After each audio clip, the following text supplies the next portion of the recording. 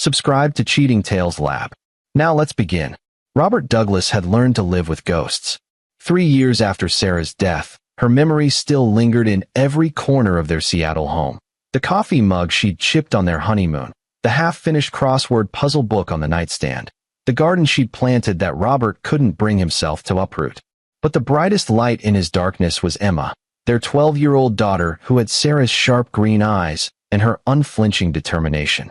Robert had built his career as an industrial accident investigator, a job that required meticulous attention to detail and an almost obsessive need to understand how things went wrong. After Sarah's sudden aneurysm, he'd thrown himself into work, perhaps hoping that if he could solve other people's disasters, he might somehow make sense of his own. Emma had been 9 when they lost Sarah. Now, at 12, she was becoming her own person, stubborn, brilliant, and far too perceptive for her age. "Dad, Grandma Tara really wants me to come visit," Emma had said 2 weeks ago, sitting at their kitchen table with her math homework spread out before her.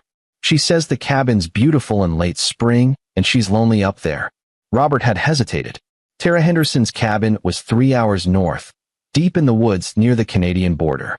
Sarah's mother had retreated there after her husband died, preferring isolation to the pity of neighbors. Robert understood the impulse, even if he'd chosen differently. "I don't know, Em. That's pretty remote. Grandma needs family. Mom would want us to be there for her." The invocation of Sarah had settled it, as Emma knew it would. Robert had driven Emma up 2 Fridays ago, spent the weekend helping Tara fix a leaky roof, and left his daughter there for a planned 2-week visit. Tara's nephew Jorge had been there too, a quiet man in his early 30s who'd recently moved back to the area after years in California. Robert had met him once before, at Sarah's funeral, and found him unremarkable. Pleasant enough, but forgettable. The call had come on a Tuesday afternoon. Robert was at a work site in Tacoma, examining a collapsed warehouse scaffolding, when his phone buzzed. Not a call, a voice message notification. Emma rarely called during the day, respecting his work hours, but she'd text sometimes. This was different. He stepped away from the crew and pressed play. "Daddy, please come." Emma's voice was barely a whisper, trembling. "I'm in danger. I'm hiding in the..." Static. Silence. The message ended. Robert's blood turned to ice. He called back immediately. Straight to voicemail. He tried again. And again. Nothing. His hands were shaking as he dialed Tara's landline. The cabin had spotty cell service, but the landline always worked. It rang 8 times before going to the ancient answering machine. "Tara, it's Robert. Emma sent me a message. Something's wrong. Call me back immediately." He tried Emma's phone again. Voicemail. The drive back to his truck took 30 seconds, but felt like hours. His mind was racing, running through scenarios: an accident, an animal attack, a medical emergency. The rational part of his brain, the investigator's mind, was already analyzing. Emma had said she was hiding. That meant a threat. A conscious threat. The drive north was a blur. Robert pushed his truck to 80, then 90. He called the local sheriff's office. "My daughter's in trouble at the Henderson cabin on Route 47.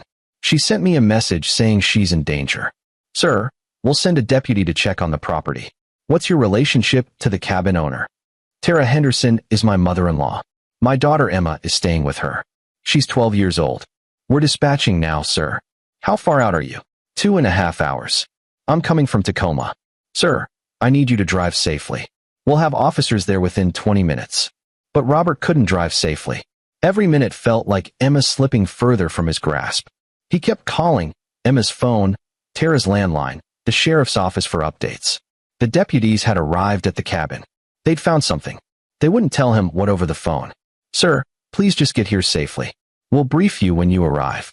The tone in the dispatcher's voice told Robert everything and nothing. Something was terribly wrong. He reached the turnoff for Route 47 as the sun was beginning to set, painting the pine forest in shades of amber and shadow. A mile from the cabin, he saw the lights, red and blue, strobing against the trees. 3 sheriff's vehicles, 2 ambulances, and a white van he recognized as the county medical examiner's. Robert's vision tunneled. He abandoned his truck in the middle of the road and ran. A young deputy tried to intercept him. "Sir, you can't. My daughter is in there." Robert's voice came out as a roar. The deputy grabbed his arm. "Sir, I need you to. Where is Emma? Where is my daughter?" An older deputy approached, his face grave. "Mr. Douglas? I'm Deputy Marvin Bonner. We spoke on the phone. Where's Emma?" Bonner exchanged a look with the younger deputy. "Sir, we found a girl in the cabin. She's alive, but take me to her." "Mr. Douglas, before you go in, I need to prepare you for what you're going to see." Robert's knees nearly buckled. The investigator in him understood what that meant. Trauma. Injury. Something the deputy couldn't articulate because the words were too horrible. "I need to see my daughter. Now." Bonner nodded and led him toward the cabin. "We found her in a crawl space under the kitchen floorboards. She'd hidden herself there. She's conscious but non-responsive. Paramedics are with her now." "What happened to her?" Bonner's jaw tightened. "We're still piecing it together, but it appears she was assaulted. Badly beaten. There's evidence of." "Mr. Douglas, your daughter fought like hell. She's a survivor." The cabin door was open. Inside, Robert could see overturned furniture, broken glass, blood on the hardwood floor. His vision blurred. Then he saw her. Emma was on a stretcher, wrapped in a thermal blanket. Her face was swollen almost beyond recognition, one eye completely shut, her lips split, dark bruises covering every visible inch of skin. Her clothes were torn and bloodied. But worst of all was her expression. She stared straight ahead, unblinking, unseeing. Catatonic. Robert stumbled forward, falling to his knees beside the stretcher. "Emma. Baby, it's Dad. I'm here." No response. Her eyes didn't move. A paramedic touched his shoulder gently. "Mr. Douglas, we need to get her to the hospital. She's in shock and needs immediate care." "What happened to her?" Robert's voice cracked. "Multiple contusions, possible concussion, fractured ribs. She's been through severe trauma. We need to move now." Robert rode in the ambulance, holding Emma's cold hand, whispering to her even though she gave no sign of hearing. "You're safe now. I'm here. I won't leave you. You're safe." At the hospital, they took her away. Tests, examinations, procedures he couldn't be present for. Robert paced the emergency room waiting area like a caged animal. Deputy Bonner had followed and now sat across from him. "Mr. Douglas, I know this is the worst possible time, but I need to ask you some questions. Where's Tara?" "Emma's grandmother." Bonner's expression darkened. "Mrs. Henderson is in surgery. She was found unconscious near the back of the property with severe head trauma. Someone struck her from behind." The pieces were starting to form a picture Robert didn't want to see. "This wasn't random." "No, sir. This was targeted. We believe someone came to that cabin specifically to harm your daughter. Mrs. Henderson likely tried to protect her and was attacked first." "Who?" "That's what we need to figure out. The cabin is isolated. No signs of forced entry. Whoever did this either had a key or was let inside." "Jorge." Bonner looked up sharply. "Jorge Henderson?" "Mrs. Henderson's nephew. He was staying at the cabin. He was there when I dropped Emma off. We haven't been able to locate Mr. Henderson. His vehicle isn't at the property. Do you know where he might have gone?" Robert's hands clenched into fists. "Find him. We're working on it. Mr. Douglas, I need to know, was there any indication that Jorge Henderson might pose a threat to your daughter?" Robert's mind raced back through every interaction. Jorge had been quiet, almost invisible. He'd helped with the roof repairs, made small talk, seemed harmless. But that was the problem. Robert was trained to see patterns, to identify risks, and he'd missed this one completely. He'd left his daughter with a predator. "No," Robert said, the word tasting like ash. "I didn't see it." Over the next 3 hours, doctors came and went with updates. Emma's physical injuries were severe, but not life-threatening. The psychological damage was immeasurable. She remained unresponsive, locked somewhere deep inside herself. The rape kit came back positive. The word hung in the air like a death sentence. Robert had to step outside. He made it to the parking lot before he vomited into a trash can, his entire body shaking with rage and anguish and a murderous hatred so pure it felt like it might consume him from the inside out. His phone buzzed. "Deputy Bonner. We found Jorge Henderson's truck abandoned 30 miles south.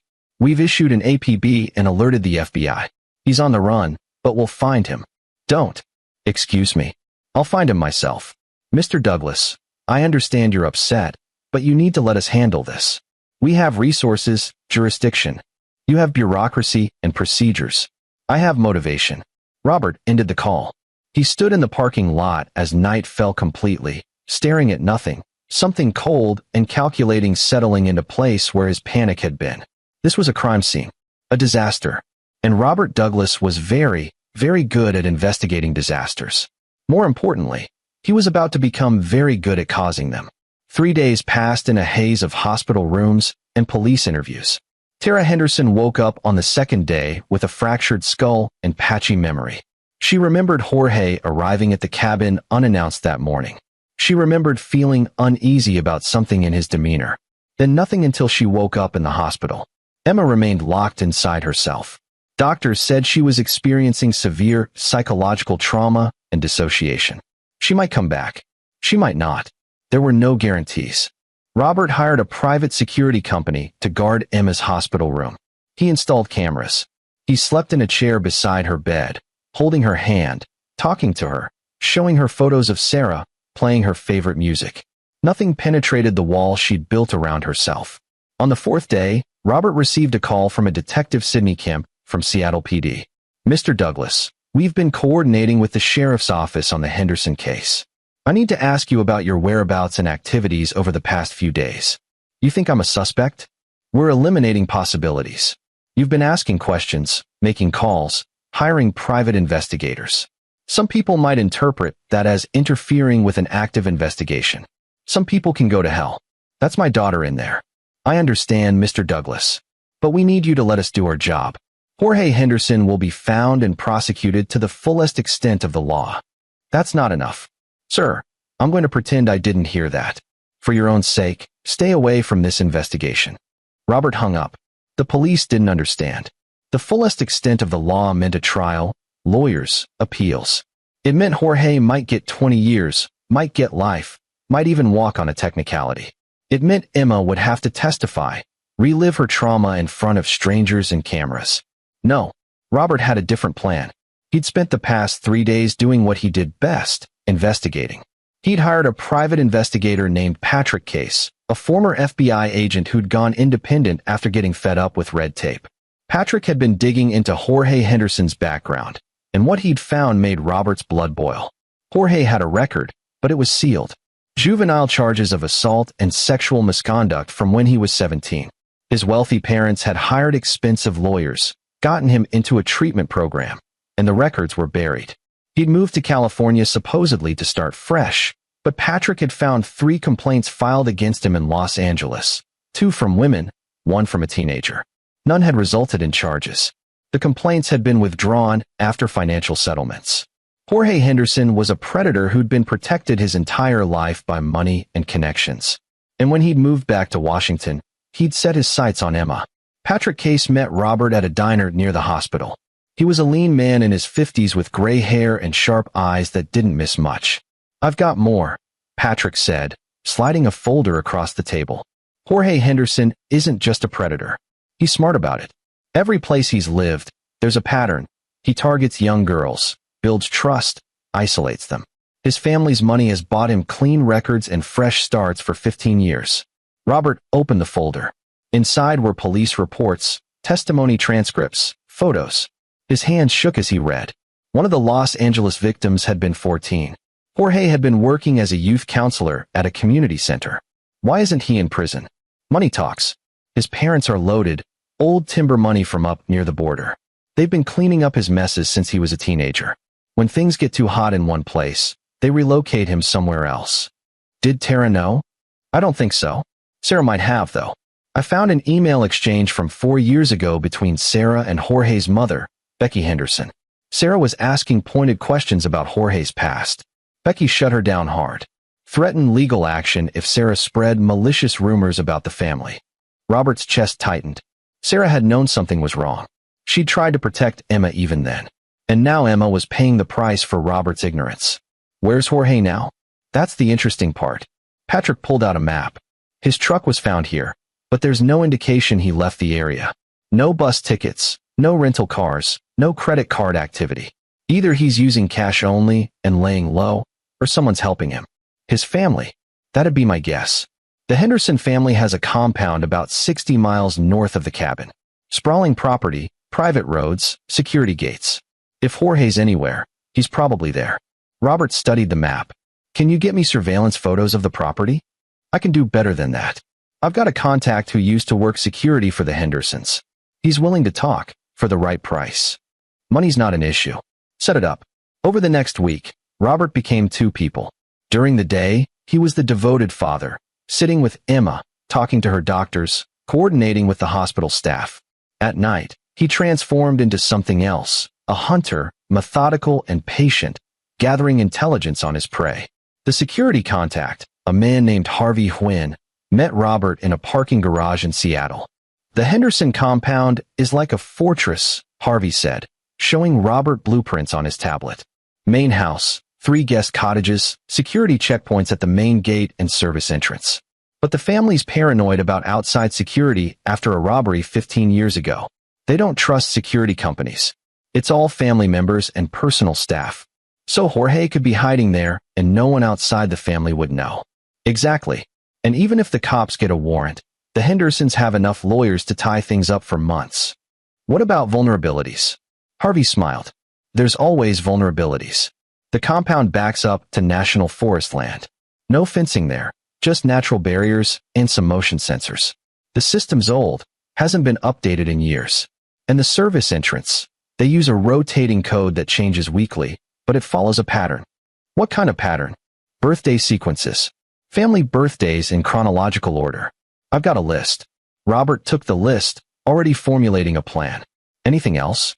Yeah. The family's hosting a gathering this weekend. Some kind of reunion. If Jorge's there, he'll be surrounded by family members who'll protect him at all costs. Good, Robert said. I'm counting on it. Emma spoke for the first time on day 9. Robert was reading to her from one of Sarah's old journals, stories about Emma as a toddler, Sarah's hopes and dreams for their daughter's future. He'd been doing this every night, hoping Sarah's words might reach her where his couldn't. Daddy. The word was so quiet Robert almost missed it. He dropped the journal, gripping Emma's hand. Baby, I'm here. I'm right here. Her eyes focused on him for the first time in over a week. They were haunted, filled with a pain no 12-year-old should ever know. He hurt me. I know, sweetheart. I know. But you're safe now. He said nobody would believe me. He said his family would make me disappear if I told. Robert's vision went red. He lied. You're not disappearing. You're my whole world. And I believe you. Where is he? The police are looking for him. Will they find him? Robert looked into his daughter's eyes and made a decision. Yes. One way or another, he'll pay for what he did to you. Emma's grip on his hand tightened. I want him to hurt like he hurt me. Robert's heart broke and hardened simultaneously. Emma should never have to feel this kind of rage, this need for vengeance. But she did, and he understood it completely. He will, Robert promised. I swear to you he will. The doctors wanted Emma to stay in the hospital for observation, but Robert moved her to a private facility with better security and trauma specialists. Tara, recovered enough to be discharged, wanted to see Emma, but Emma refused. The sight of her grandmother triggered panic attacks, reminders of the cabin, of what happened there. Tara was devastated. It's my fault, she sobbed to Robert. I invited him. I let him into my home. I should have protected her. You tried. You have a fractured skull because you tried. It's not enough. I should have known. I'm her grandmother. You couldn't have known.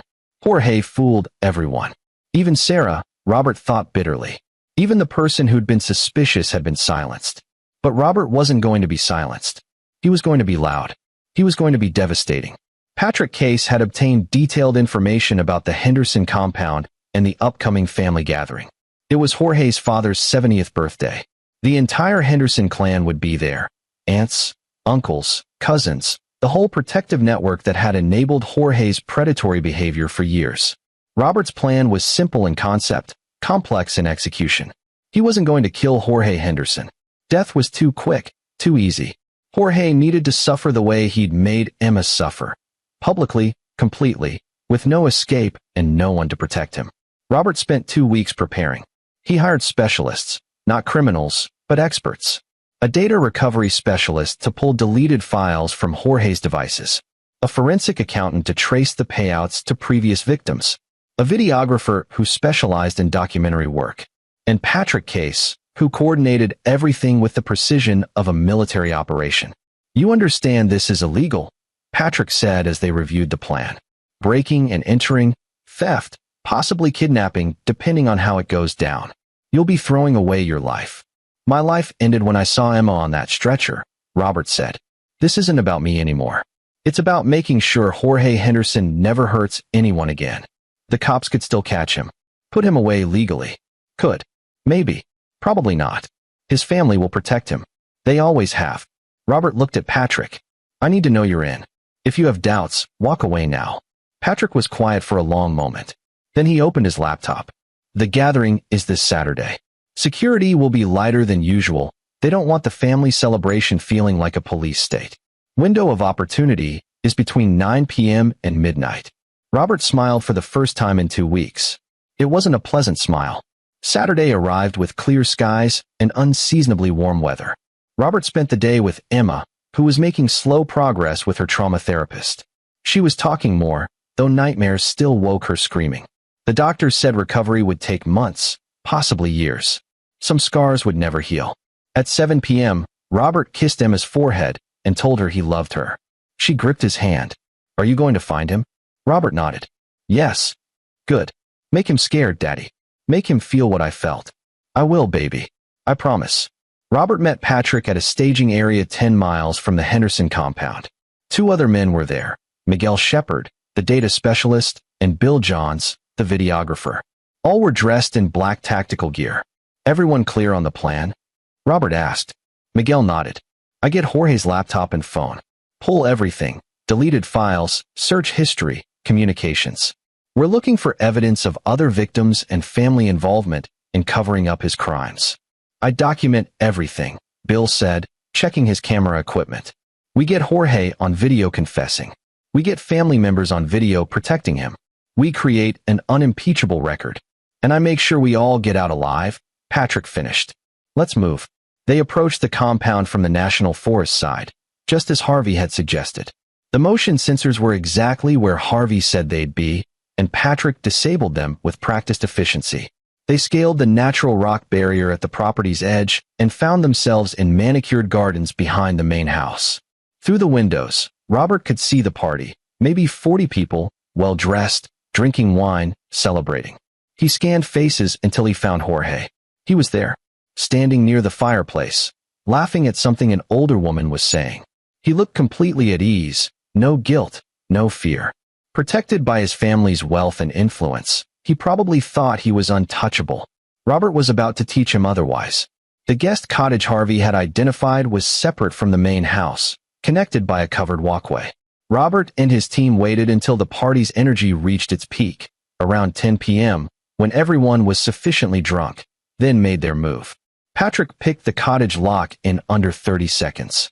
Inside, they found Jorge's belongings, laptop, phone, personal items.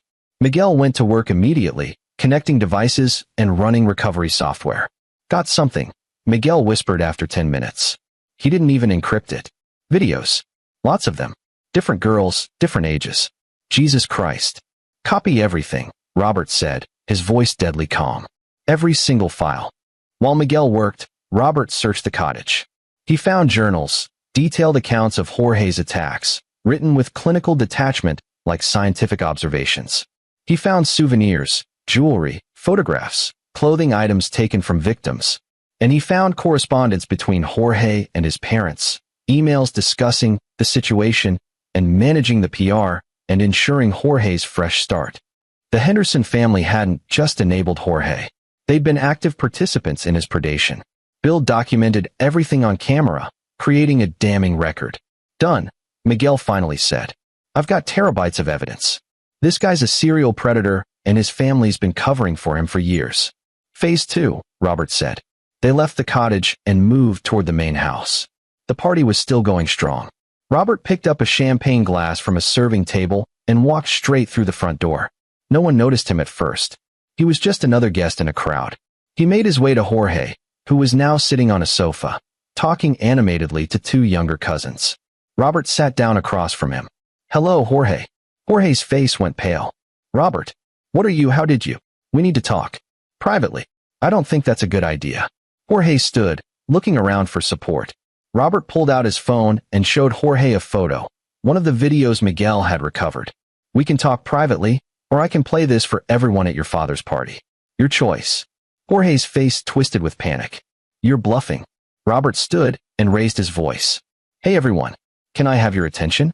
I've got some birthday entertainment for. Okay, Jorge hissed. Outside. Now. They walked out to the garden, Jorge visibly shaking. Patrick and Bill were positioned in the shadows, Bill's camera rolling. What do you want? Jorge demanded. Money? My family will pay you too. I don't want money, Robert said. I want you to understand something. You destroyed my daughter's life. You beat her, raped her, and left her for dead. And you thought you'd get away with it because you always have. I didn't. You can't prove. I have proof. Hours of it. Video of you assaulting underage girls. Emails from your parents covering it up. Journals where you detail every attack. I have everything. Jorge's face went from pale to ashen. What are you going to do? I'm going to give you two choices. Option 1. You walk back into that party, confess everything to your family and the police, and spend the rest of your life in prison. And option 2. There is no option 2. That's the only choice you get. But here's what happens if you don't choose it. I release everything I found to every news outlet in the country. CNN, Fox, local news, newspapers, online media. I show the world exactly what you are and exactly how your family protected you. I make the Henderson name synonymous with child predation. I destroy everyone you've ever cared about. You wouldn't. Try me. You have 5 seconds to decide. Jorge looked around desperately, as if searching for an escape route. Then he seemed to crumple. What do you want me to say? The truth. Every victim. Every attack. Everything. They'll kill me in prison. Probably. But that's the consequence of what you've done. You made Emma face her worst nightmare. Now you face yours. Jorge started to cry, not tears of remorse, but terror. Please. I'm sick. I need help. My family can get me treatment. Your family has been getting you treatment for 15 years. It didn't work. You know why? Because you're not sick. You're evil. There's a difference. Robert stepped closer. Here's what's going to happen. You're going to walk into that house and tell your family exactly what you did to Emma. Then you're going to call the police and confess. If you do this, I'll hold on to the evidence. It'll stay private, just leverage to make sure you never see the light of day again. But if you run, if you try to hide, if you let your family protect you one more time, I burn it all down. How do I know you'll keep your word? You don't. But it's the only option you have. Jorge was shaking so hard, he could barely stand. Robert felt no pity. This man had hurt Emma, had broken her, and would have done it to other girls if given the chance. Let's go, Robert said, grabbing Jorge's arm. They walked back into the party. Robert positioned himself near the door while Jorge stood in the center of the room, trembling. Dad? Jorge called out. Everyone, I need to tell you something. The room quieted. Jorge's father, a distinguished-looking man with silver hair, frowned. Jorge, this isn't the time for. I heard a little girl, Jorge blurted out. 2 weeks ago. Emma Douglas. I beat her, and I raped her, and I left her for dead. The room erupted. Gasps, shouts, denials. Jorge's mother screamed. His father rushed forward. Jorge, stop talking. Don't say another word. I can't stop, Jorge said, tears streaming down his face. I've hurt so many. I'm sick. I need to confess. I need to. His father slapped him hard across the face. Shut up. You don't know what you're saying. You're drunk. You're having some kind of breakdown. He knows exactly what he's saying. Robert called out from the doorway. And so do you. You've been covering up Jorge's crimes for 15 years. Paying off victims. Sealing records. Moving him from city to city every time he attacked another child. All eyes turned to Robert.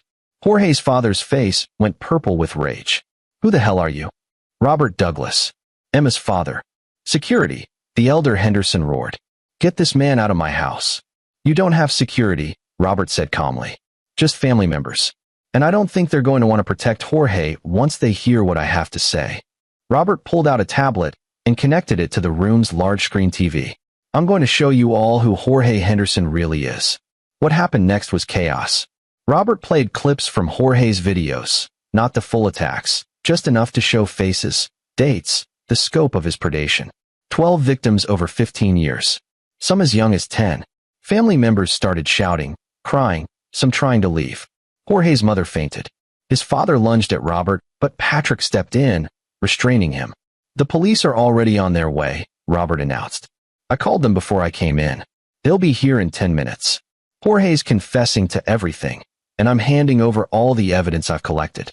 Every video, every email, every payoff. The Henderson family's involvement in covering up these crimes will be fully investigated. You can't do this, Jorge's father snarled. We'll sue you into oblivion. We'll destroy you. You're welcome to try. But here's the thing about evidence. Once it's out there, you can't stop it. I've already sent copies to 3 different news organizations, set to release if anything happens to me or my family. So if you want to come after me, go ahead. But it'll only make things worse. The police arrived exactly when Robert said they would. He'd called them from the car, given them enough information to secure a warrant. Detective Sidney Kemp was among them, looking at Robert with a mixture of anger and grudging respect. You're under arrest, Kemp said to Robert. Probably. But Jorge goes first. Kemp nodded. We've got both of you. Jorge was handcuffed and led away, still crying, his father shouting about lawyers and rights and false accusations. Robert let them cuff him without resistance. He'd known this was coming. Breaking and entering, theft, possibly a dozen other charges. But he didn't care. Emma would see justice. Jorge would go to prison.